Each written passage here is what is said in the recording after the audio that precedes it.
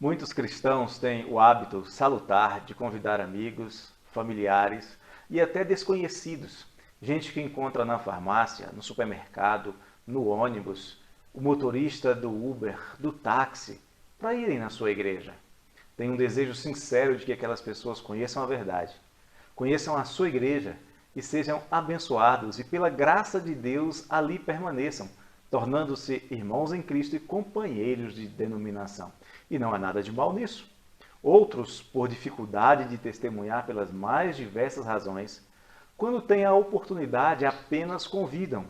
Às vezes, é um convite até constrangido quando uma pessoa conhecida diz: "Você nunca me convidou para ir na sua igreja?" E ele então responde: "Ah, sinta-se convidado", numa espécie de "vem e vê por você mesmo". Tudo bem, faz parte. Mas e quando este convite não pode ser feito? Em muitas igrejas hoje ainda é possível dizer clique e assista. E agora? E quando não temos a possibilidade de dizer vem e vê? Como apresentar a igreja do Senhor para os que não o conhecem? Como fazer se não dá para levar a pessoa ao pastor ou ao missionário? Quem vai ser a cara da sua igreja agora? Aliás, você já parou para pensar nisso? Qual é a cara da sua igreja?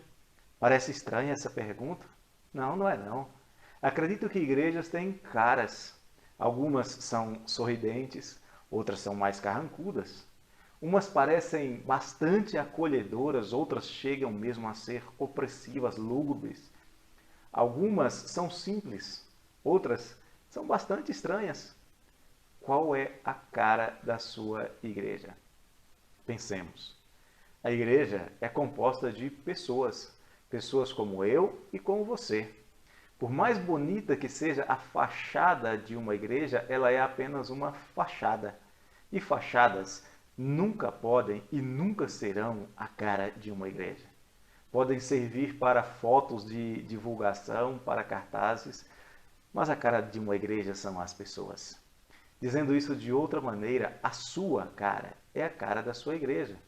É através de você que as pessoas conhecerão a sua igreja. É vendo as vossas boas obras que até mesmo os ímpios terão que reconhecer que, de fato, conhecer a Jesus faz toda a diferença na vida de pessoas como nós. Embora nós às vezes não gostemos, é natural que a igreja presbiteriana seja conhecida como a igreja de fulano, de Beltrano ou de Ciclano. Quando essa percepção não se refere aos chamados donos da igreja, não tem problema nenhum. Acredite, esse tipo de membro de igreja existe, que acha que tem o direito de mandar no pastor, de decidir quem fica ou quem sai, quem faz o que e coisas semelhantes. Eu já vi até alguns casos de pessoas que queriam definir o que pode ou não pode ser pregado. E como resultado de sua valiosa contribuição numa análise do caso de uma igreja que estava num processo de revitalização, eu cheguei a identificar 14 famílias que não ficaram em uma determinada igreja, mas não deixaram de ser cristãos. Crentes sinceros passaram a congregar em outras denominações. Se alguém, por um lado, identifica você com sua igreja por causa do seu bom testemunho, por causa do testemunho da igreja, então não há problema algum.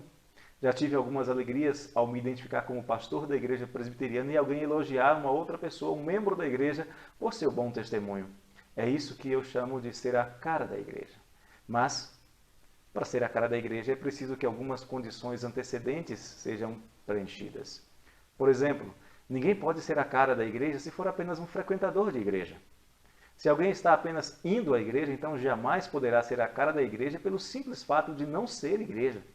Pode ser frequentador, pode ser membro, pode ser até sócio de alguma das sociedades internas e mesmo assim não ser igreja.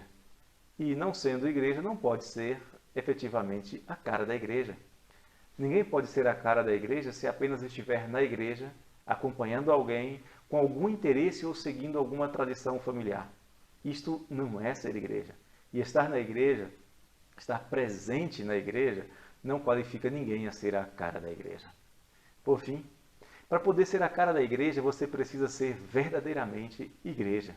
Se você não é igreja, isso é, se você não nasceu de novo, se você não é crente, se você ainda não conhece o Senhor Jesus como seu Senhor e Salvador, então você não pode ser a cara da igreja porque você não tem nenhuma igreja para chamar de realmente sua.